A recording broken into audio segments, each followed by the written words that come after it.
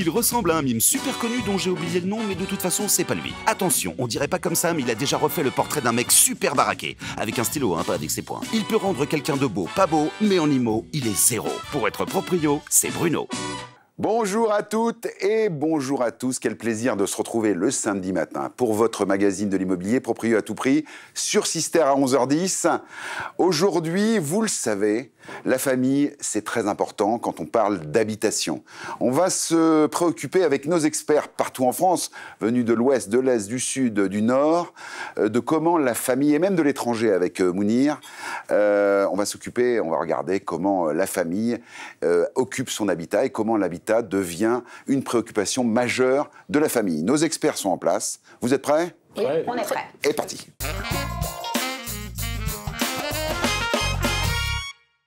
L'habitat au cœur de la vie de famille, un sujet qui passionne nos experts puisque vous, au quotidien, vous vous occupez de famille, vous vous occupez des enfants, vous vous occupez des femmes seules, des hommes célibataires qui retrouvent leur liberté. Enfin, des choses comme ça. Entre autres, à peu près. Entre autres. Bon, Jean-Marie est avec nous, donc le seul homme du plateau avec moi. Tout à fait. Bon, on a effectivement dans le Nord un cœur gros comme ça, et la famille... C'est important. Hein. C'est très important, la culture des corons, tout ça. On va voir, tu as été enquêté justement dans une ancienne maison des corons. Tout à fait. Qui a été rénovée, mais on va voir ça tout de suite. J'aimerais m'attarder, Fanny est avec nous aujourd'hui encore. Pour la seconde fois, tout à fait. Pour la seconde fois. Toujours de la baie du Mont-Saint-Michel. Et la baie du Mont-Saint-Michel. Alors ça, franchement, comme lieu de destination pour les familles, le Mont-Saint-Michel... Idéal. Bah oui. Le deuxième lieu, le plus... Alors, il semblerait que la marée ne va pas à la vitesse d'un cheval au galop. Non, c'est vrai, mais ça va quand même très vite. Et ça va quand même très vite. Oui, il faut faire attention au sable mouvant notamment. Bon, Malika, avec nous, bien évidemment, toujours Mont-de-Marsan. Bon, alors là, la famille, sur ta double culture également. Ouais, c'est important, très important. C'est très important. Moi, c'est un sujet qui me passionne énormément, puisque chez nous, la famille, c'est la richesse du monde. Élodie est avec nous. Alors, l'Est de la France, je vous le disais, les 4 coins de la France représentés. Absolument. Élodie, effectivement, dans l'Est de la France, quand on voit Strasbourg, Metz, Nancy, les valeurs familiales sont très importantes. Hein. Oui, absolument. Alors après, je pense qu'il y a des valeurs familiales aujourd'hui culturellement. Hein, ça fait partie d'une forme de génération et on va le développer ensemble après. Exactement. Bon, je vous propose qu'on regarde comme d'habitude ce que pensent les gens dans la rue de la vie de famille et de leur habitat. Regardez, les réponses sont parfois marrantes. Qu'est-ce qui est le plus important pour une famille dans un logement? Alors moi, je dirais des grandes pièces à vie commune. Un gros salon convivial pour pouvoir partager un moment sympathique tous ensemble, entre amis, en famille. Mais aussi des endroits où on peut se poser pour être tranquille. Que chacun ait son espace, mais aussi qu'on puisse y trouver des lieux où tout le monde se rassemble. La cuisine, salle à manger, ouverte pour cuisiner tous ensemble. Des grands volumes, spacieux. En bibliothèque pour se reposer, lire au coin du feu si possible. Douche à l'italienne, puis salle de billard, salle de jeu également pour les enfants. Les extérieurs, c'est important pour vous? L'extérieur est aussi important, pas trop grand quand même. Un potager. Pour ne pas avoir trop de contraintes à l'entretenir. Peut-être une petite piscine. Il est quand même nécessaire de regarder avant tout autour de cette future maison si la ville dispose d'une attractivité comme et puis surtout des futurs loisirs, la piscine, le cinéma ou les écoles pour les enfants pour surtout avoir un logement sur du long terme et pouvoir être ici pour un bon moment. Voilà, alors là, effectivement, les caractéristiques des maisons directement liées à la vie familiale. Ouais, ça a changé. Hein. Bon, alors, le gros salon. Le gars, il veut un gros salon, le gars. Hein. Je pense qu'aujourd'hui, c'est la majorité des demandes que nous avons. D'avoir des grands salons. Les gens ont besoin de vivre ensemble, en Ouais. fait, véritablement, et des pièces ouvertes. Oui, voilà, des pièces avec ouvertes. maman qui est là en cuisine, Et surtout, etc. depuis le Covid, les gens, ils aiment bien avoir des grands espaces pour avoir un petit coin pour mettre un bureau, pour pouvoir travailler dans la pièce principale, des cuisines ouvertes pour pouvoir profiter de l'environnement, de la famille. Ça, c'est très, très important. Bon, la famille, très important. Jean-Marie, tu as été enquêté, justement, l'histoire du Nord, hein, les corons. Et en fait, c'est donc les corons qui ont servi pour le film Germinal. D'accord. Bon, qui maintenant été rénové et donc des personnes habitent dedans. Bon, on regarde. On se trouve aujourd'hui ici à Wallers-Saint-Rambert, un endroit mythique, la trouée, la tranchée d'Arambert pour tous les fans de vélo. On parle de l'enfer du Nord, on parle du Paris-Roubaix, mais aujourd'hui on n'est pas là pour parler de ça. On va rejoindre Denis qui va nous parler de la vie dans les cités minières et des corons. A tout de suite. On se retrouve là maintenant avec Denis sur le carreau de la fosse d'Arambert. Donc c'est bien ça? Tout à fait. Et là, on va se diriger donc vers la cité minière, qui est forcément juste à côté de la fosse. Carreau de la fosse, cité minière, inscrite au patrimoine mondial de l'UNESCO. Et nous allons voir comment on vivait à cette époque, dans les années 1960, dans les corons. Voilà. Bah, c'est parti, allez, je vous suis. Eh ben, on y va. Alors là, Denis, on voit un chevalement. Donc c'est-à-dire qu'en fait, les corons étaient proches de l'endroit où on travaillait. Tout à fait, tout à fait. La compagnie des mines, c'était la compagnie des mines dans un ici, mais c'était comme ça dans toutes les compagnies. On a construit l'habitat des mineurs, des ouvriers autour de la fosse. C'était bien pratique pour garder le personnel sur place, éviter aussi qu'il aille dans d'autres compagnies. Et puis, lorsqu'il y avait un coup dur à donner à la mine, c'était facile de venir chercher les mineurs chez eux. Expliquez-nous comment se passait la vie ici dans les corons en 1960.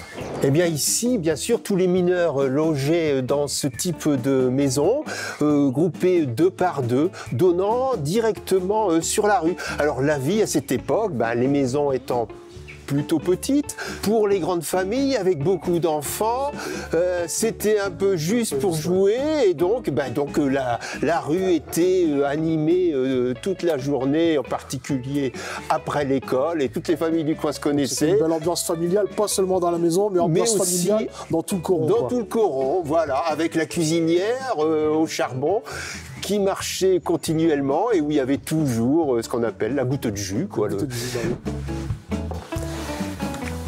Eh bien, nous arrivons dans la pièce à vivre, la pièce principale de la maison, la plus importante, on va dire, qui a une bonne surface, 2 fenêtres donnant sur la rue. Et puis, dans le prolongement de cette pièce, derrière ce mur, on va retrouver la cuisine. Cuisine assez petite, mais très pratique, juste ce qu'il faut comme espace, et puis donnant sur le jardin. Et à l'étage, on trouvera les 2 chambres. La pièce à vivre pouvant servir aussi pour dormir lorsque la famille était d'une certaine importance. En face de la cuisine, on va trouver la porte donnant dans la cave, où bien sûr on stockait le charbon, le fût à bière et puis les pommes de terre. Et les toilettes, elles étaient à l'extérieur. Voilà, le soupirail par où on déversait le charbon dans la cave. Et après, bien sûr, il fallait nettoyer tout l'accès, en particulier le devant de la rue, car sinon, gare aux gardes et à l'amende. Et ici, nous se trouve à l'entrée du carin ou du garin, là où on stockait la lessiveuse, le bac pour se laver, tous les ustensiles, les balais, peut-être la mobilette bleue de l'époque. La chef de la maison, c'était la femme. Bien sûr, elle était la première à se lever pour préparer le café, le repas qu'on appelait le briquet, pour son mari avant qu'il parte travailler à la mine. Et puis après, elle s'occupait des enfants pour l'école. Bien sûr, il n'y avait pas la baignoire, il n'y avait pas l'eau courante, donc on se lavait dans un bac avec de l'eau qui avait été réchauffée sur le feu. Donc le premier qui se lavait avait l'eau bouillante. Donc au début, c'était le mineur.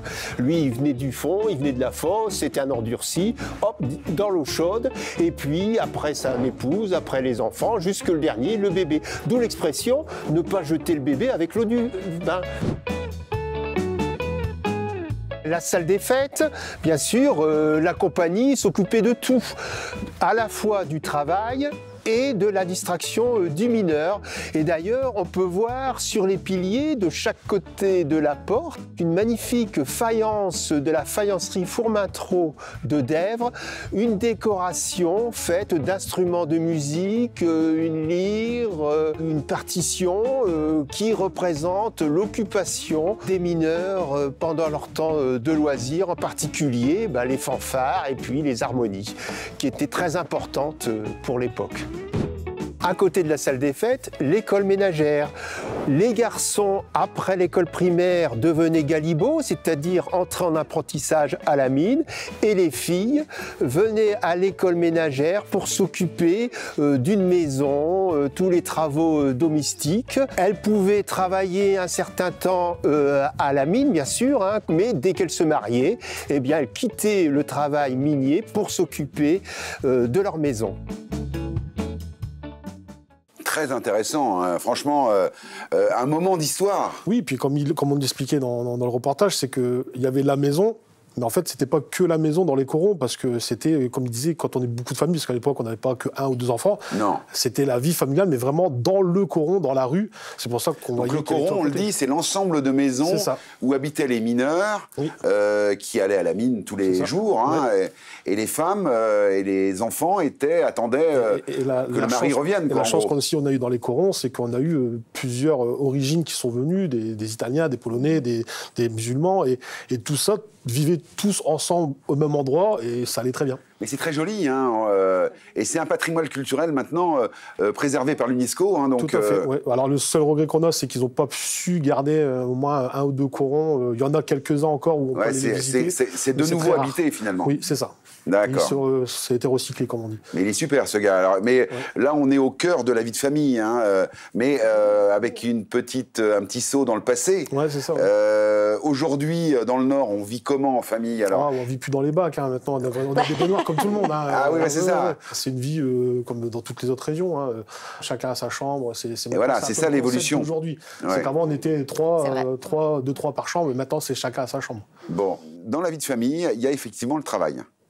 Et c'est vrai qu'avec le Covid, avec toutes ces affaires-là, le télétravail a pris une place très importante, même si on en revient un petit peu maintenant. Hein. Tout à fait. De plus en plus, le présentiel revient en force. Mais là, tu nous as fait l'amitié d'enquêter sur comment aménager sa maison pour le télétravail et donc avoir 2 espaces pour sa vie de famille et pour le travail. Il faut savoir qu'il y a plus de 60% des Français qui aimeraient en fait faire du télétravail, mais seulement 1/3 peut effectuer du télétravail, parce que ça dépend des professions. C'est souvent en fait réservé plutôt aux cadres supérieurs. Et c'est vrai que ça crée aussi des disparités à ce niveau-là, parce qu'il faut quand même des plus grandes maisons, aménager des espaces. Mais il y a de plus en plus. Et puis moi, j'habite dans une région où je suis entre Caen et Rennes, avec une autoroute, donc ça facilite aussi la chose. Des gens le mieux, c'est qu'on regarde comment aménager sa maison par Fanny Panlot. Alors nous avons prévu de faire des travaux d'aménagement de combles pour répondre à notre besoin de télétravail. On a donc remis une nouvelle fenêtre, on a réaménagé les combles vraiment isolation, phonique, thermique, un aménagement aussi à notre goût, un plus grand bureau. On a acheté aussi un peu de matériel informatique pour bénéficier vraiment d'une qualité de travail optimale. Et puis cette pièce servira aussi à des fins privées, notamment un petit canapé lorsque nous recevrons du monde. Tous ces travaux vont être réalisés environ en 3 mois. Après, c'est sur le temps personnel, donc plus ou moins 3 mois. La seule chose qui est faite par un professionnel, c'est la pose du Velux. Donc en fait, on a aménagé la mezzanine qui était avant une espèce de placard bizarre. On a tout enlevé. Pendant quelques années, on a essayé de trouver une solution avec cette mezzanine qui était entre toutes les chambres. On ne voulait pas faire de mur au niveau de l'escalier, pas que ça ne devienne pas une chambre non plus. J'ai eu l'idée de mettre une espèce de cloison. En fait, c'est une cloison aussi ouverte. Je ne voulais pas cloisonner entièrement la pièce. Donc on a fait ça en bois. J'ai tout lasuré après. Peint. On a mis les plinthes, les cimaises, les moulures au plafond. On voulait que ça soit une pièce quand même centrale entre toutes les chambres. Au niveau quotidien, donc j'ai 2 jours de télétravail par semaine. C'est une pièce qui est très lumineuse. Ça me permet d'avoir aussi le calme puisque c'est pas au rez-de-chaussée. Alors c'est une pièce de télétravail qui sert aussi à la famille puisque mon mari fait aussi du télétravail. Donc, et les enfants, voilà, on a joint l'utile à l'agréable tout en étant lumineux et voilà. Est-ce qu'il y a des demandes de télétravail complètement hallucinantes? Est-ce que vous avez un exemple d'un couple qui a eu une demande extravagante pour télétravailler? Oui, moi j'ai une cliente en fait qui envisageait de mettre une petite tiny house dans le fond du jardin d'une maison qu'elle souhaitait acheter, en disant le jour où je n'aurai plus besoin du télétravail, je mettrai mes enfants, ils seront un peu indépendants et c'était un peu original. Elle était expert comptable. Tiny house, oui, effectivement, on avait vu que ça pouvait être soit un espace de télétravail, soit un peu d'indépendance pour les enfants qui deviennent grands. Pour y habiter après. Bon, alors justement, ça, on est dans la vie de famille. Malika, je sais que ça te tient à cœur, le logement intergénérationnel. Donc là, c'est une grande tendance, il faut l'avouer. On a pris conscience dans ce 21e siècle que mettre ses parents dans les EHPAD, délicat, etc., c'était pas très humain finalement. C'est délicat, c'est déjà les isoler, leur enlever cette vie de famille. Et oui, moi je le redis, je le redirai, oui, on leur enlève la richesse, c'est la richesse du monde. On regarde le petit reportage que tu as fait et on en parle tout de suite après. Mon père commençait à être âgé, il vivait seul à Mont-de-Marsan dans une grande maison. Et on s'est aperçu avec mon épouse qu'il n'avait plus de relations et il se désociabilisait complètement. Et donc on lui a proposé de vendre sa maison et de venir s'installer. Alors au départ on n'avait pas forcément prévu qu'il s'installe chez nous. On lui a proposé soit de prendre une location dans le village pour qu'il soit près de nous et qu'on puisse le voir plus souvent, soit effectivement de faire une petite maison pour lui chez nous. Et c'est cette option qu'il a choisie. Donc on a modifié notre garage à l'habitation.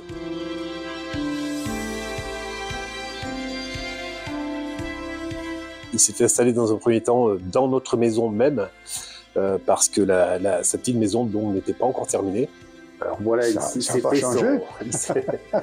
c'était son royaume. Ah ouais. On a la chance d'avoir des pièces assez grandes, donc il avait pu installer un petit peu ses affaires. Et on avait installé ici sa télé, donc avec son casque. Il avait un casque pour ne pas nous déranger. Et donc, ma foi, il était bien installé ici. Hein, il avait de belles vues. Je m'y étais mis, là.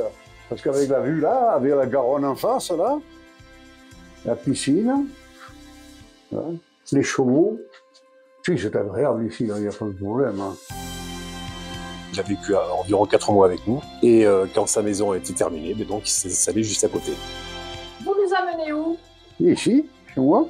Ah, chez vous. Voilà. Allez, hop. Et voilà, chez moi. Voilà donc sa petite maison.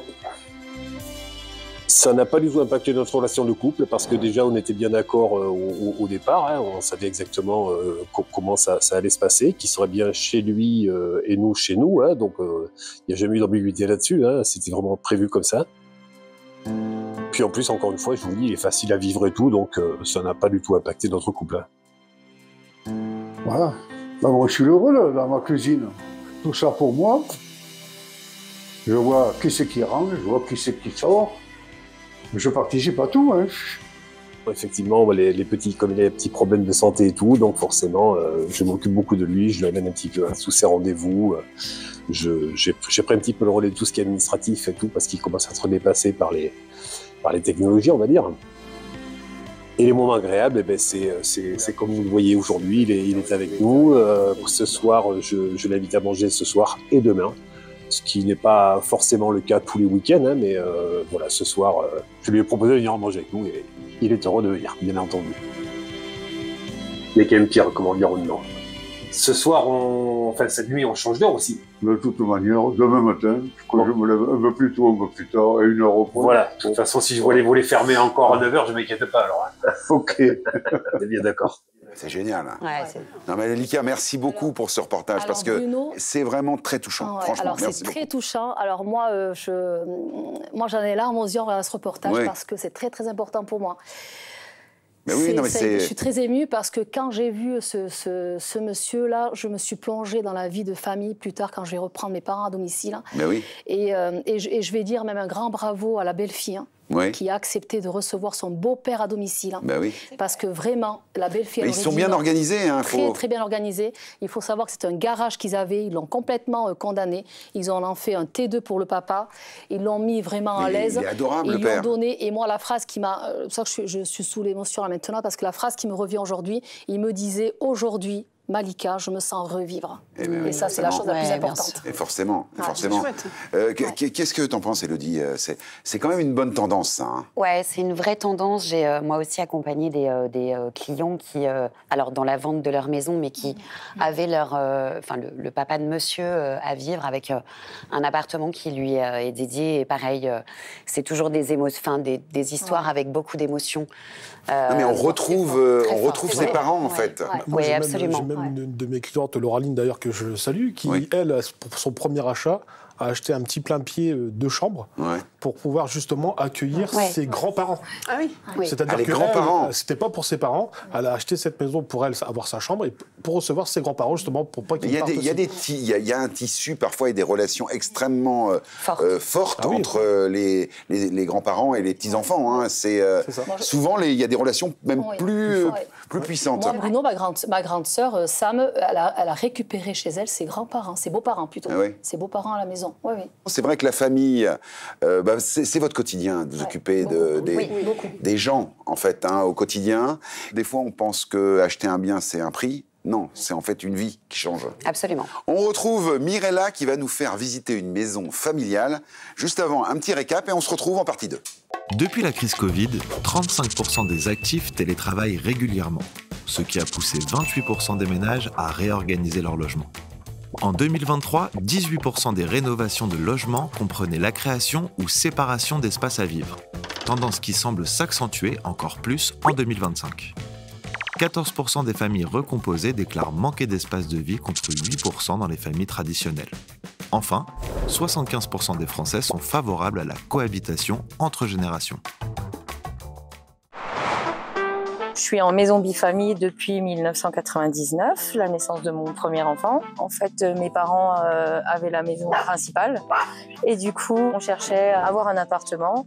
Et du coup, mon père nous a proposé de construire en fait l'appartement associé à la maison, quoi. J'avais une très bonne entente avec mes parents. On a toujours respecté notre individualité en fait. Donc, on avait quand même des entrées différentes.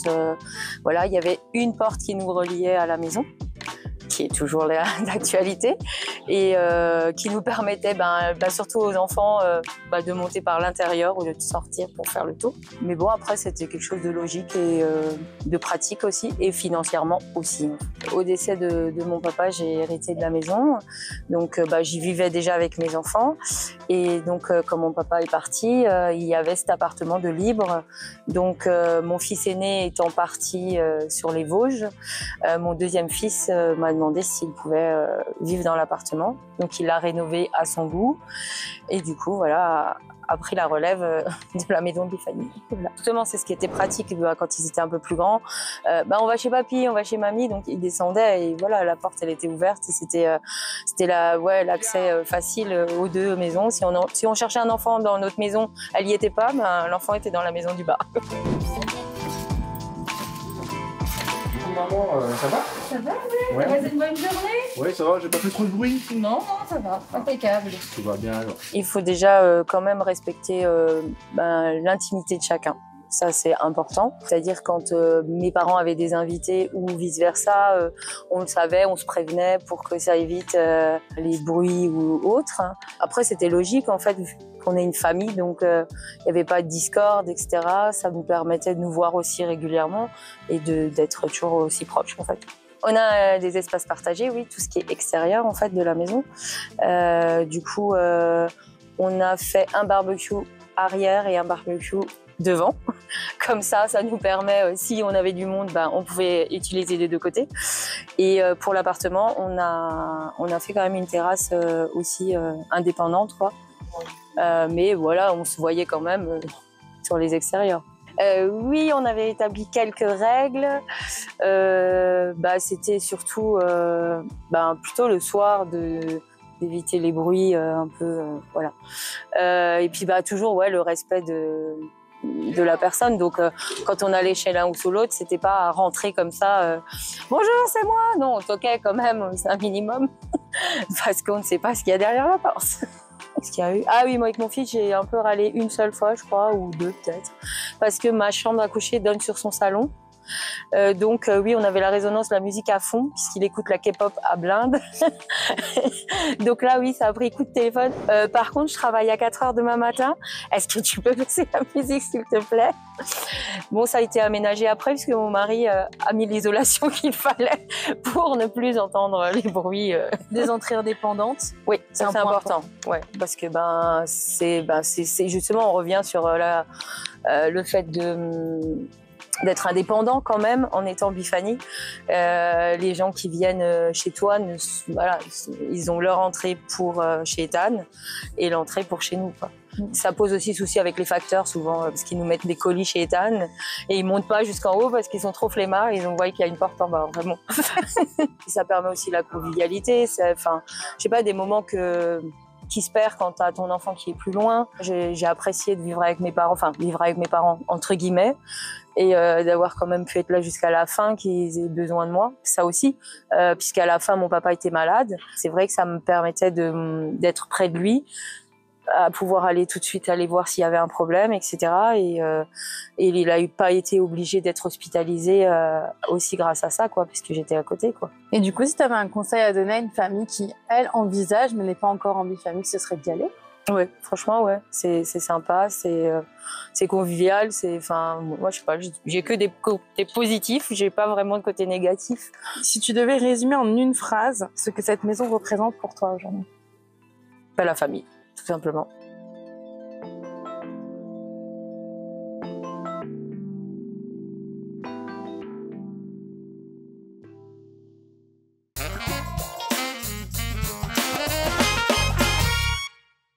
Dans cette deuxième partie où nous parlons des familles et de l'habitat, nous allons nous intéresser à l'évolution du logement et l'impact sur les familles modernes. Pour parler de ce sujet, 4 experts. Alors attention, je vous avais dit qu'on parcourait toute la France en début d'émission. Lorna Bergerac, oui. Marie Le Beaujolais Val-de-Saône, Cindy L'Isère, Grenoble, Vinay. Voilà, et alors je vous avais promis aussi de l'étranger, et Mounir est avec nous pour nous parler effectivement de comment les gens peuvent en quelque sorte garder un lien avec leur famille en habitant à l'étranger. Depuis la France. Depuis la France. Et donc on va explorer un petit peu toutes ces possibilités. Et pour commencer, Mounir, tu as rencontré Kamel qui s'est installé à Dubaï. Exactement. Qui est venu donc depuis Marseille, exactement. Ouais. Et il a déjà fait un premier pas à Dubaï pour s'assurer d'avoir une vie sociale, une vie professionnelle avant d'amener sa famille. Ça a bien fonctionné pour lui. Et c'est vraiment un projet familial en général quand on s'expatrie en dehors de France. Hein. On a envie de voir autre chose. Ouais. On veut peut-être se sentir mieux. On commence à on va dire, à anticiper peut-être sa retraite, à anticiper justement des choses qui nous plaisent plus là où on était et peut-être essayer de vivre un rêve, tu vois, pour ces derniers jours. C'est vrai que les familles évoluent, mais également le travail évolue.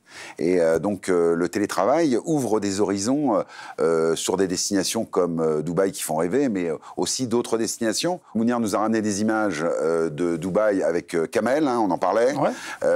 Voilà le parcours d'un Marseillais qui est parti à Dubaï. Bienvenue à Cricarbourg, un des endroits préférés des expatriés, mais surtout des familles. Et aujourd'hui, nous allons à la rencontre de Kamel, qui est venu s'installer en famille ici. Let's go!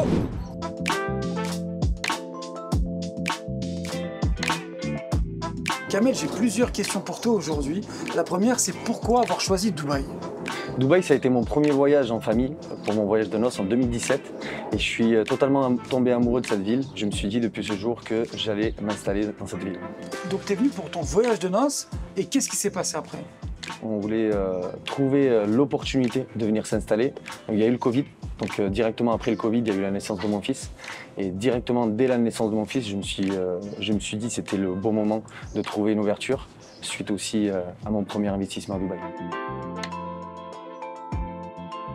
On est venu en vacances et ça a été sur un coup de tête, pour le coup, c'était pas prévu.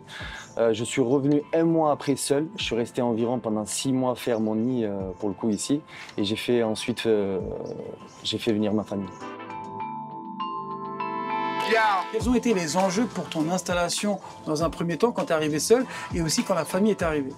Alors le premier enjeu, c'est du courage, c'est de prendre son courage entre 2 mains et partir, quitter son confort de vie en France.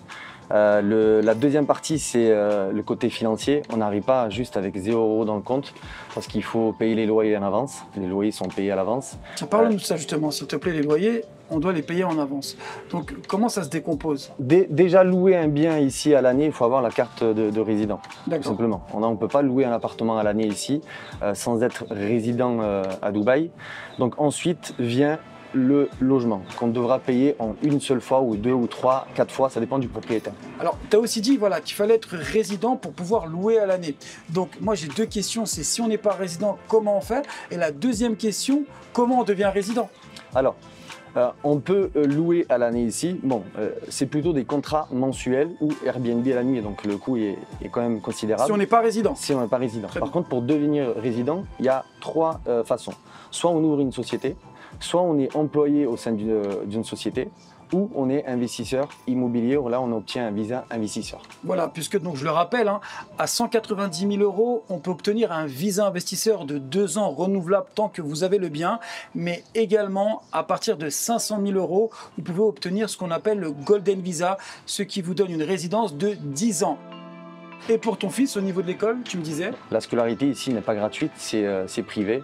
On a de tout, concrètement. Il y a des gens qui parlent des sommes astronomiques, mais on peut avoir du 3 000, 5 000, 7 000, 10 000 € à l'année pour chaque enfant. En fonction en fait, de l'âge et en fonction des écoles qu'on choisit. Donc ici, on trouve également des écoles françaises, des écoles anglaises. Comment ça se passe?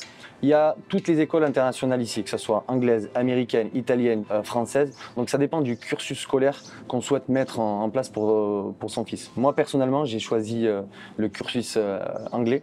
Donc je vais l'inscrire en septembre en école internationale anglaise. Quels sont les avantages de vivre en famille à Dubaï? Alors ici à Dubaï, on a 365 jours de soleil, l'avantage. Donc c'est magnifique et on peut profiter de la nature, on peut profiter de la température et des activités, surtout pour mon fils. Donc les soirs, les week-ends, on se sent en vacances. En fait, on travaille la semaine, mais les week-ends, le reste du temps, on est en vacances. Donc si je comprends bien, Dubaï, c'est la ville des opportunités, c'est la ville du confort, c'est la ville de la sécurité. Est-ce que tu aurais d'autres mots à me rajouter, d'autres adjectifs à associer à Dubaï? Vivre votre rêve et changer de vie, concrètement. Donc on parle plus de l'American Dream, on parle? C'est Dubai Dream. C'est fast life pour le coup. Mais on est un peu à la traîne en France, hein, avec les infrastructures qu'on voit dans ces destinations un peu exotiques, un peu, je dirais, nouvelles. Mais aujourd'hui, avec les nouvelles technologies, on peut facilement partir s'installer ailleurs. Bah oui, c'est ça. Donc je vais peut-être aller m'installer à Dubaï. Oui, oui, avec grand plaisir, on t'attend. Non, ça te tenterait une expérience à Dubaï? Oui. Ouais. Mais j'ai commencé à calculer, moi, 4 000, 5 000 fois 1, 2, 3, 4 enfants. Ah oui, c'est ça. Je suis experte immobilière, mais il faut que je vende plus, je pense. Bah après, tu connais pas le salaire aussi des agents immobiliers de Dubaï? Ah, peut-être. Ah, tu vois, je t'invite à m'emmener, du coup. Mais avec grand plaisir. Bah, comme je t'ai dit, Mais... si tu achètes un appartement, on t'offre le billet d'avion. Ah, pour 6 alors. Pour 6, bah, voilà, acheter 6. Cindy, ça te dirait d'aller t'installer comme ça dans une destination comme, je sais pas, ou ailleurs? Est-ce que tu as une autre destination de rêve? Ça aurait été les îles, oui. Les îles avant les enfants. Avant les enfants, maintenant, on est un peu... effectivement, ça peut être un frein, Mounir, hein, d'avoir des enfants. Là, on voit Kamel qui a fait le pas, mais il disait qu'il faut prendre son courage à bras-le-corps, hein, son courage à deux mains hein, pour le faire. C'est pas fait pour tout le monde. Il y a un filtre. C'est vrai que quand on a des enfants, comme lui, il a décidé de venir d'abord constituer, on va dire, sa vie professionnelle et ensuite amener la famille. D'accord? Parce que ça a un coût l'éducation a un coût, tout a un coût à Dubaï. Il faut préparer le terrain, quoi. Bien sûr, et c'est important. Et toi, Marie, c'est quoi ta destination de rêve? Moi, je changerais de pays régulièrement, en fait. Ah oui, nomade. Ce que je propose, c'est que on est dans les familles modernes. Hein, on voit que les choses changent. Laurence Monteil a été faire un petit reportage pour nous expliquer comment les logements s'adaptent avec les familles modernes. On regarde. Bonjour. Bonjour Nathalie, Laurence. Enchantée, je vous en prie. Entrez. Merci de nous accueillir chez vous. Venez, s'il vous plaît. Actuellement, vous vivez dans une maison des années 30 que vous avez entièrement rénovée. En quoi cette maison familiale est-elle différente de la maison des années 30? Alors pour moi, la principale différence entre la maison familiale des années 30 et la maison actuelle d'une famille, c'est principalement la répartition des espaces. Nous, quand on a acheté cette maison, c'était une succession de petites pièces dont la définition, l'utilisation n'était même pas très très claire. Il y avait plusieurs petits salons, on ne savait pas bien ce qu'était une salle à manger d'un salon ou autre. Et vraiment, les espaces l'espace était assez confiné, il n'y avait pas d'espace, il n'y avait pas de sensation de volume, je pourrais le dire comme ça. Et c'est ce qui a été important pour nous quand on a fait la rénovation, justement, ça a été d'ouvrir, d'apporter vraiment une notion de respiration et d'avoir des espaces beaucoup plus grands que ce qui était auparavant. Quel défi majeur avez-vous rencontré lors de la rénovation ? Vraiment, la difficulté principale à laquelle on a été confrontés, ça a vraiment été de sélectionner des artisans et de pouvoir les coordonner. Ça a vraiment été un gros sujet pour nous, de trouver les bonnes personnes disponibles au bon moment pour pouvoir enchaîner de la meilleure des manières possibles les différents travaux qui étaient réalisés dans la maison. Vous avez sollicité des artisans locaux essentiellement ? Tout à fait, que des artisans locaux. Est-ce qu'il y a un élément ou quelque chose que vous n'avez pas pu adapter à votre mode, qui pourrait correspondre à votre mode de vie actuel ?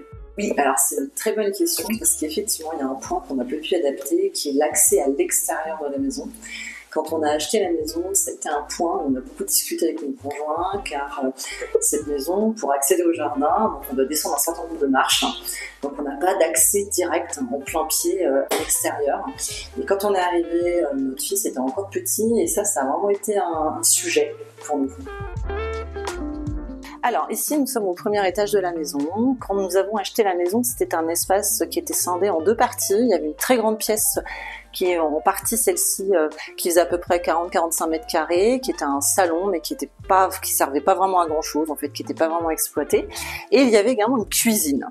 Alors c'est assez étonnant parce que la maison a déjà une cuisine au rez-de-chaussée, et donc nous avions donc deux cuisines dans cette maison. Donc on a décidé de scinder cet espace qui était très très grand, qui nous servait un peu à rien, en un espace salon que vous pouvez voir aujourd'hui, une chambre parentale, un dressing, et nous avons transformé la cuisine qui était là avant en salle d'eau pour être associée à la chambre parentale. Effectivement, nous sommes au dernier étage, qui est donc sous les combles. Quand nous sommes arrivés, toutes les pièces étaient lambrissées, et quand on a enlevé le lambris, on s'est rendu compte qu'il n'y avait absolument aucune isolation derrière ce lambris. Donc nous avons tout déposé, bien sûr, nous avons refait l'isolation au niveau des appentis, et nous avons également comblé, parce que là, au-dessus, il y avait des mezzanines qui donnaient vraiment jusqu'au faîtage en fait, du toit. Donc on a fait le choix de les condamner pour réaliser justement de meilleures performances énergétiques. Ce sont nos artisans qui nous ont conseillé de faire cela. Et en déposant le lambris, on a notamment aussi découvert des ouvertures, des Velux qui avaient été colmatées par ce fameux lambris. Donc c'était un petit peu une découverte. Donc ça nous a permis aussi d'amener plus de luminosité dans les pièces, tout en apportant un meilleur confort énergétique. Quel conseil donneriez-vous à une famille qui souhaiterait transformer une maison ancienne en un logement qui serait adapté à la vie d'aujourd'hui ? Ce que je pourrais proposer, en tous les cas ce que je conseillerais, c'est d'abord de bien réfléchir en amont aux besoins. Définir une sorte de cahier des charges pour voir un petit peu quels sont les besoins de la famille ici et maintenant, mais également quels pourraient être les besoins dans les années à venir, avec peut-être les enfants qui grandissent, une évolution de leur mode de vie, besoin d'un bureau, besoin de plus d'indépendance. En tous les cas, moi, c'est quelque chose que j'ai eu en tête quand j'ai démarré les travaux de rénovation. Après, pour moi, il y avait un deuxième point important, c'était l'aménagement en termes de décoration. Donc, c'est vrai que j'aurais tendance aussi à l'amener comme étant un conseil. C'est intéressant d'y réfléchir un petit peu en amont, voir ce qu'on aime, de définir un peu ses goûts, pour avoir le temps d'y réfléchir et puis peut-être aussi d'y prendre plaisir. Et puis, dernier point qui pour moi est vraiment hyper important, c'est la dimension des performances énergétiques. Alors ça a été un vrai sujet aussi pour nous, de réflexion sur le mode de chauffage, sur le choix des huisseries, de vraiment prendre toute cette dimension-là en considération, car je pense qu'on est tous concernés aujourd'hui par ces sujets-là. Alors là, on le voit, effectivement, ce reportage très intéressant, parce qu'en France, on a beaucoup de logements assez anciens sur lesquels il y a des rénovations, et quand on voit cette jeune femme, on se dit, elle est architecte ou quoi, elle a tout refait dans sa maison.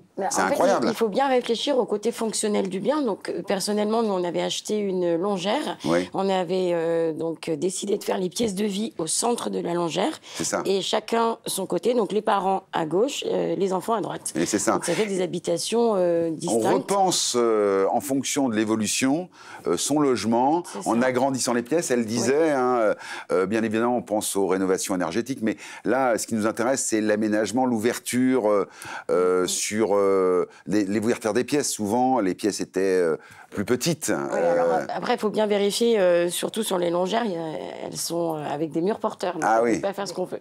Bon, oui, c'est vrai. À Bergerac, il y a des rénovations, je dirais, où on est passé des années 50-60 jusqu'à maintenant, la modernité. Oui, je te rassure, Bruno, nous n'avons plus de roulotte. Oui, c'est vrai.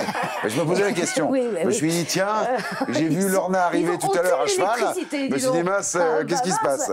Non, non, oui, bien sûr. Mais c'est très actuel, en fait. C'est très sociétal. On fait ça, on est tous dans la déco, on se prend tous pour des architectes d'intérieur. Ouais. Donc oui, nous... Mais là, avec bonheur, hein, les gens ont on aime ça. ont du goût.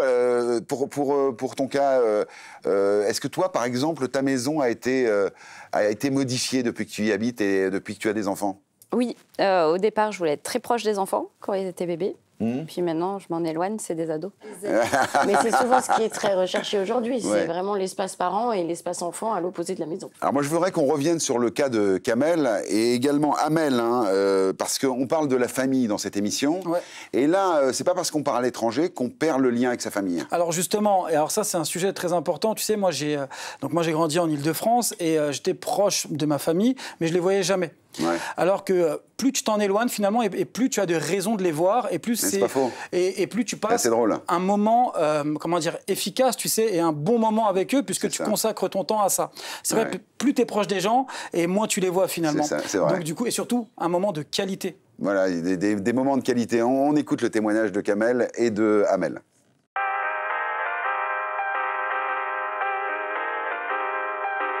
Kamel, on va rentrer un petit peu en intimité. J'aimerais savoir comment vous gardez le contact avec la famille en France et est-ce que ça vous manque? Oui, la famille, c'est normal que la famille nous manque. Il y a les appels visio, l'avantage c'est qu'on a les applications pour les appeler à tout moment. Il y a juste ce petit décalage horaire. L'avantage qu'on a aussi, c'est qu'on fait venir la famille ici, que ce soit les familles qui sont en France ou en Algérie par exemple. Elles ont l'opportunité de venir nous visiter assez souvent. Donc toi, tu retournes combien de fois en France par année? Alors en France, je retourne 1 à 2 fois par an, déjà côté famille et en même temps pour le travail. Est-ce qu'il y a des moments où tu t'es senti un peu plus seul ici à Dubaï? La période la plus compliquée pour moi, ça a été l'installation. Je suis resté 6 mois seul ici, donc à cravacher, travailler durement pour faire venir ma famille. Et donc ça a été compliqué, la petite séparation avec ma femme et mon fils. Donc aujourd'hui, tu as trouvé ton équilibre avec ta famille. Vous êtes installé à Cricarbourg. À Cricarbourg. Ici, chez moi. Tu t'y plais? Magnifique. Et comment tu vois ces prochaines années? Alors le futur pour moi, c'est de rester le plus longtemps possible à Dubaï. C'était mon endroit rêvé avec ma femme. Mon fils s'y plaît, on s'y plaît de plus en plus. Et je ne pense pas que je puisse trouver un confort de vie aussi inégalé que Dubaï. Est-ce que ta relation a changé avec ta famille qui est en France? Non, au contraire, c'est fortifié au fur et à mesure du temps. Donc on essaie de garder contact, de les faire venir, d'y aller, pour ne pas perdre aussi ce fil conducteur, surtout avec mon fils. Donc ta famille vient à Dubaï plusieurs fois par année? Ouais, plusieurs fois. C'est l'avantage que moi, je travaille beaucoup et eux, ils ont un peu plus de temps pour certains, par exemple les parents, ma mère, les frères et sœurs, ceux qui peuvent se libérer, ils viennent me voir. J'ai quand même une question, quel est ton objectif sur les 2-3 prochaines années? Maintenant que tu as trouvé ce confort, comme on disait? De continuer sur cette lancée et prendre ma retraite assez rapidement pour profiter de la vie.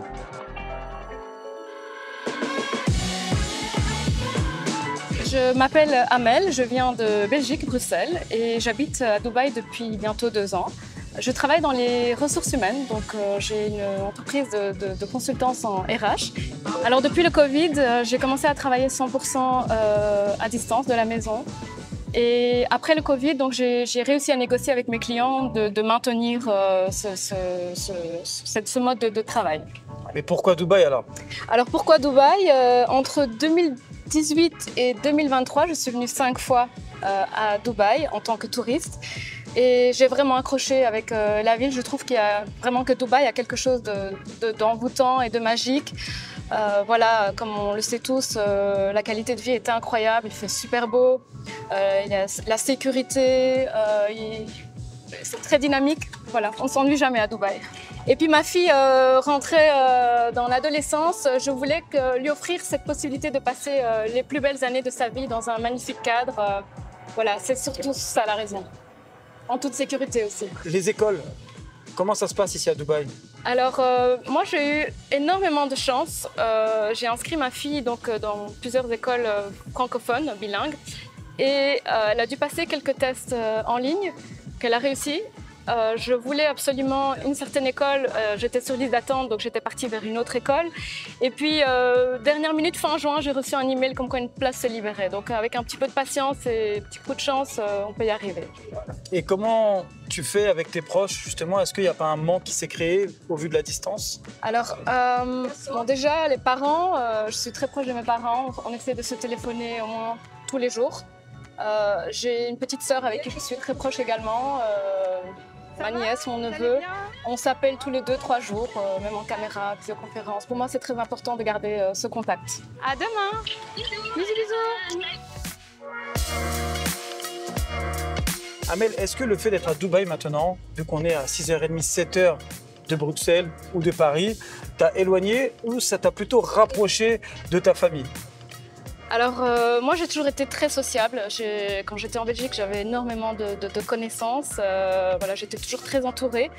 Et en arrivant ici à Dubaï, j'ai constaté, après bientôt 2 ans, que je suis retournée à l'essentiel. Et finalement, je me suis éloignée des personnes qui peut-être ne comptaient pas vraiment dans ma vie.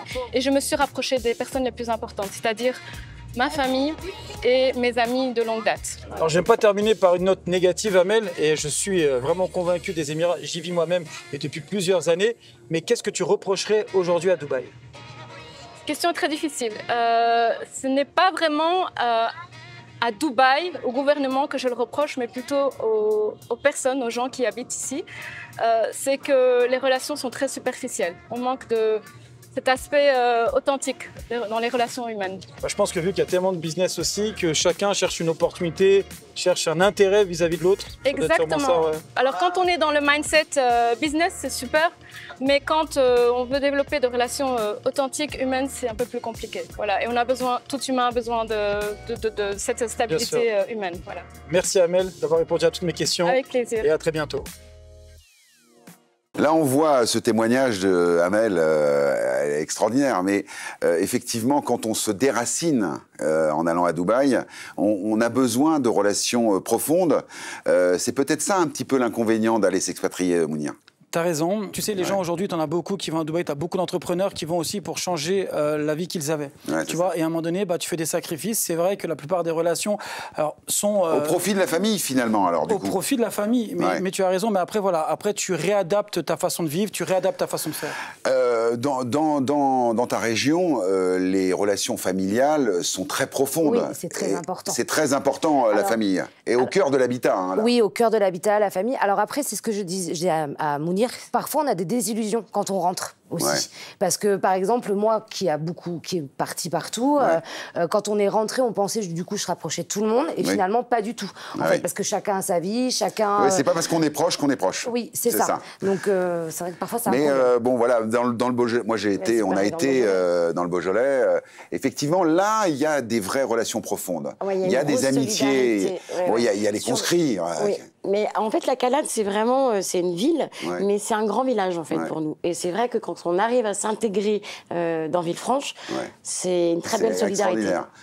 Ce que je propose, c'est qu'on est à la fin de l'émission, on va se retourner vers notre notaire attitré. Notre grand Olivier est avec nous. J'aimerais que tu nous donnes, pour terminer cette partie, les 3 conseils du notaire pour réussir l'investissement, l'investissement d'une vie pour habiter sereinement dans son logement avec sa famille. Effectivement. Alors, la première chose, c'est de poser un cadre. C'est-à-dire, est-ce qu'on fait ça en indivision? Est-ce qu'on fait ça à travers une SCI, par exemple? Qu'est-ce qui est le plus adapté? La deuxième chose, ça va être de tenir ses comptes. Pour éviter des dissensions au niveau familial, soit pour que chacun assume sa part pour aider un ascendant, par exemple, ou alors si c'est dans l'autre sens, que chaque enfant ait bien la part qui lui revient, que ça ne soit pas un prétexte à un déséquilibre. Et après, je dirais aussi être généreux sans être naïf. Parce que, par exemple... Ça veut dire quoi ? Par exemple, vous voyez... il y a des choses qui peuvent paraître contre-intuitives, par exemple, faire signer une reconnaissance de dette à ses parents. Ah oui, quand même. Si par exemple, on est amené à payer un établissement parce qu'ils ont besoin d'être dans un cadre médicalisé, parce qu'ils ont un patrimoine mais pas de liquidité. Ouais. Le problème, c'est qu'à la succession, on peut être amené à payer des droits de succession sur des aides qu'on a versées à ses parents. D'accord. C'est pas du tout un acte d'hostilité, mais... C'est un acte de protection. Voilà, exactement. Les sentiments ne doivent pas faire perdre de vue le sens des réalités. Il n'a pas de cœur, hein, ce Olivier. Hein. Franchement, tout à l'heure, on avait Malika qui nous racontait qu'elle accueillait ses parents et lui, il dit reconnaissance de dette à ses parents. Bravo, hein. Désolé. Non, mais c'est le bon conseil, en fait, finalement. Hein. On a beaucoup parlé de famille, mais dans cette émission, vous le savez, les amis, on reçoit toujours un invité spécial. Aujourd'hui, il s'agit d'un influenceur, justement, quelqu'un qui a plusieurs millions d'abonnés sur les réseaux. Il s'appelle Nicolas Lacroix. Nico en vrai, pour ceux qui le suivent sur Instagram, plus d'1 million d'abonnés. Il va nous raconter son immobilier, il va nous raconter ses histoires. Je pense qu'on va bien se marrer. Restez bien avec nous. Juste avant, on aura la banane de la semaine. Vous l'attendez toutes et tous. Parce que là, effectivement, c'est l'affaire qu'il ne faut pas faire avec Maxime. Mais juste avant, un petit récap pour terminer cette partie. En 2025, plus d'1,7 million de Français vivent à l'étranger et 250 000 partent chaque année. Une famille sur 3 dit avoir un membre proche installé dans un autre pays ou une autre région. Selon une étude menée par la Banque Transatlantique, 92% des couples avec enfants sont satisfaits de leurs expatriations. Et pour 53% d'entre eux, leur pays d'accueil offre un meilleur cadre de vie pour la famille. La banane de la semaine. Ah bah voilà, la banane de la semaine. Maxime, qu'est-ce que tu as prévu aujourd'hui ? Un truc en plein dans le thème, évidemment. Ah oui, la famille. Oui, aujourd'hui, le thème, c'était immobilier et famille. Et je vous présente donc un bien familial en vente sur un groupe de HLM et logements sociaux sur Internet. Alors, ça, je sais que vous adorez, puisque qui dit Internet dit commentaires des internautes. Et évidemment, il y en aura plein. Attention les yeux, on va rigoler. C'est donc parti, on commence avec le salon. On voit déjà que c'est pas super bien rangé. Et si on zoome un peu, il y a quand même un souci sur les tringles à rideaux. Regardez bien, du côté du séjour. Les tringles à rideaux, il n'y en a pas une qui tient. C'est pas terrible. On regarde les caractéristiques dans le descriptif. Alors, à saisir, maison louée et... Voilà, pas et eux, hein. Les dieux de la conjugaison n'ont pas frappé cette maison non plus. 1 000 € pour 85 mètres carrés, 3 chambres avec extérieur à proximité des commerces, au rez-de-chaussée, un grand séjour de 27 mètres carrés, on l'a vu, les tringles à rideaux sont de travers. Hein. Une cuisine équipée, pas du tout rangée, avec un mur qui tombe en lambeaux. Il manque un carreau en bas à droite, regardez. 3 chambres à l'étage, alors en voici une. Regardez la première chambre. Voilà, ils ont scotché les rideaux dessus parce qu'il n'y a pas de tringle non plus. Toujours pas. Évidemment, les lits sont pas faits non plus. Hein. C'est encore mieux pour des photos pour vendre le truc. Hein.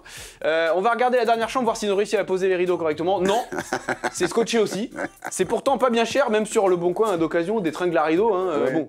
Les commentaires, on y va, parce que là, les gens, c'est des stars, hein, les commentateurs, on y va avec Siam. Il aurait fallu, pour un rendu plus magnifique, faire le ménage, on dirait un squat.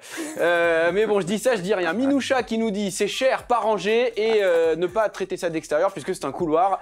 Sérieux, 1 000 € c'est abusé, ça donne pas envie. Regardez le fameux extérieur, voilà, c'est ça. Oh là là là là. Va faire ton barbecue entre les vélos, là.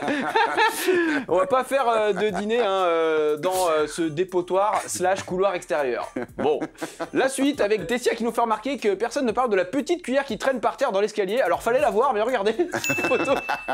Une petite cuillère par terre. Nel pense que c'est une stratégie. Il cherche à vendre, mais manifestement le locataire cherche à saboter le plan du proprio en lui envoyant des mauvaises photos de l'appart.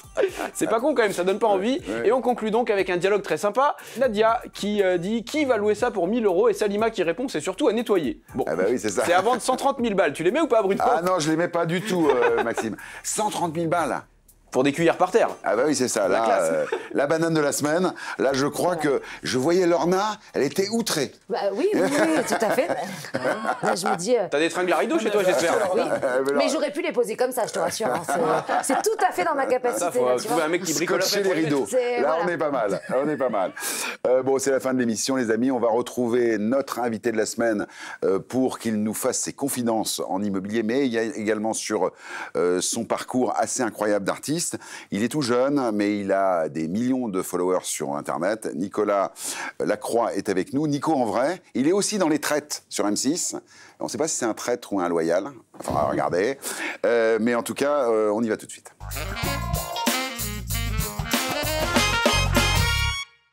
Dans Propriété à tout prix, nous recevons dans l'invité du samedi Nico Lacroix. Bonjour. Nico, en vrai, Tu es en vrai, hein? Ah, en vrai de vrai. Il n'y a pas d'écran, pas de vitre. C'est toi, hein? Ah oui, c'est moi, c'est bien toi. Bon, on est bien évidemment ravis de te recevoir. Un parcours que je qualifierais de solaire. Solaire, oui, pas dans mon pays. Mais solaire en tant que parcours, si vous voulez. Oui. Non, mais ça a été fulgurant. Ça a été très rapide. Mais ça, c'est bon. Merci Covid, on dit ou pas? Je ne sais pas si on peut dire merci Covid, parce qu'on a quand même bien galéré. Mais je dirais, voilà, c'est arrivé peut-être au moment où il fallait que ça arrive. Je ne sais pas. Et on a quelqu'un qui ne sait pas dire non. C'est tout à fait, c'est moi. Mais par contre, qui sait se déguiser. Mais qui sait se déguiser. Ah oui, ça j'adore. Ouais. J'adore me déguiser. Je ne sais pas dire non, mais il y a plein d'autres choses que j'aime dans la vie, ça c'est sûr. Oui. Comme me déguiser, depuis que je suis tout petit, je me déguise tout le temps. Toujours des perruques, des trucs, des boucles d'oreilles à l'école, où les profs me disaient « mais cet enfant est bizarre, il est étrange ». Et en même temps, qu'ils me faisaient faire des sketchs au tableau en classe, et du coup, je faisais ça en fin de journée. Puis on me demandait de refaire les sketchs en salle des profs. Ouais.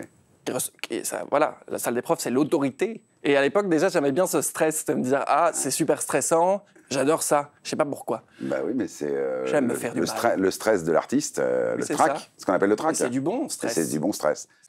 En fait, je sais pas dire non. Par exemple, quand on me demande « Dis Nico, tu veux bien ?» « Oui. » Je dis « Oui. » « Excusez-moi, monsieur, vous voulez bien m'acheter oui. Je vous en prends 2, oui. Pardonnez-moi, vous allez sur Moscou? Oui, j'y allais justement, oui. Vous êtes Xavier Dupont de Ligonnès? Oui, c'est moi. Pardon, je suis désolé. Pas facile tous les jours. Ma psy me dit que c'est parce que j'ai la peur de décevoir. Bon, je pense pas que ce soit ça, mais je lui ai dit oui.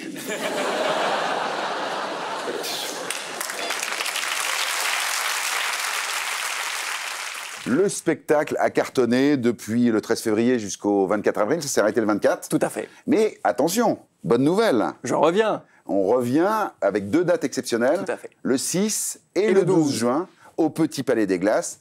Le jeudi à 19h. Tout à fait. Et en tournée dans toute la France. Bien sûr. Ça continue. Vous allez pouvoir le voir si vous le ratez au Petit Palais des Glaces. Il suffit d'aller sur son site. www.nicolaslacroix.be. Et là, il y a tout. Est-ce qu'il reste des places, là? Là, il reste des places. Bon, alors voilà. Alors, donc, on va y aller. Il reste quelques places, allez-y. Bon. Alors, la Belgique, c'est tes origines. Est-ce que tu peux nous parler de ta maison d'enfance? On est dans une émission immobilière. Est-ce que tu te rappelles, c'est quoi les souvenirs d'enfant de Nicolas Lacroix? Bien sûr, c'était une maison, une 4 façades. Oui. Je parle très technique, là. Une 4 façades double vasque. Non, mais on a eu ça avant, si tu pouvais. Pardon. Non, c'était une maison de campagne à Assès, en Belgique. C'est vraiment campagne un peu perdue, comme ça. Mais c'est vrai que c'était une maison avec un grand jardin. On a toujours eu des animaux. Frère et sœur, un frère, 3 ans plus jeune. Et voilà, c'était très, très calme. C'est pour ça que j'aime la campagne et je préfère rester en campagne là maintenant parce que j'ai toujours connu ça. Ah oui, c'est ça. Qui est, voilà, les vaches... voilà, je privilégie les vaches au klaxon. Oui, bah non, mais c'est effectivement... Ça me fait du bien. Et alors, donc, tu habites toujours en Belgique? Oui. Oui. Aujourd'hui, Nico, en vrai, il habite où? Il habite en appartement. Et voilà. Oui, là, c'est l'appartement. Et je me dis, je me fixe mes 30 ans, j'aimerais acheter une maison. Mes 30 ans, je sais pas pourquoi. C'est le chiffre rond. Ah oui, c'est ça. 33 ans, l'âge du Christ aussi, après. Voilà. Quand on rate les 30 ans, on peut dire 33. À mon avis, je vais rater les 30. Non, ce sera 33. Bon. Non, finalement, 35, je n'en aurai jamais. 40, voilà, après la 40e. 40, c'est bien. Voilà. C'est quoi la maison de rêve de Nico, en vrai? Je sais pas, parce que j'ai un côté petit côté glauque. Mais alors là, il faudrait beaucoup d'argent, qui serait un manoir. Ah mais c'est ça, il n'y a pas de problème d'argent. Hein. On est dans ce cas-là, on est dans ce cas de figure. On s'en fout. On s'en fout, c'est, voilà, je veux le truc... Alors oui, ce serait un manoir un peu à la Bates Motel, à la Psychose. Ah oui. N'ayez pas peur, restez. Oui, non, mais j'ai compris. Non, mais moi j'adore, je regarde des films d'horreur, etc. Et je trouve que ces maisons, elles ont vraiment un cachet... Enfin, ça sera pas lugubre. Avec la grand-mère qui est derrière. Et comme ça, là. Ces rideaux. Exactement. Voilà. Ah oui. Je sais pas, ça serait ça, mais en même temps, non. Parce qu'il faut entretenir et c'est trop grand. Ah oui. Et c'est pas pour moi. Alors, est-ce qu'on peut dire que Nico en vrai est heureux aujourd'hui? C'est-à-dire que tu vis de ta passion. C'est quoi le rêve de Nico en vrai dans les semaines, les mois à venir? Dans les semaines? Les mois, allez, les mois, les années à venir. Ce serait de pouvoir... très compliqué parce qu'il est en train de se faire. Oui. C'est bien ça. Je te laisse répondre. Allez, je te laisse avec cette question moi dans la merde. Je m'allonge. Qu'est-ce que ce serait... Tu as rencontré l'amour, par exemple? Oui, c'est fait. Hein? Oui, c'est ça. Ouais, c'est tout vrai. à fait. Donc il y a un appart à deux, alors, donc? Oui, c'est ça. C'est un appart à deux. Tout à fait. Tout à fait. Ben là, ça fait 5 ans. Ah, quand même. Mais en temps... si on compte le temps qu'on s'est vu vraiment, 2 ans et demi... Je suis souvent parti. en temps réel, on est à 2 ans et demi. C'est pour ça que tout va bien. Oui, c'est ça. Bon, Nico, merci beaucoup. On va te suivre sur les réseaux. Allez sur Nico en vrai, c'est www.nicolas-lacroix. Nicolas-Lacroix. Voilà, on y est. Belgique. Et puis sur M6+, pour l'interview intégrale, on s'est dit plein de trucs là. Hein. On s'est dit plein de trucs. C'est bien. Merci Nico. C'est chouette, merci beaucoup.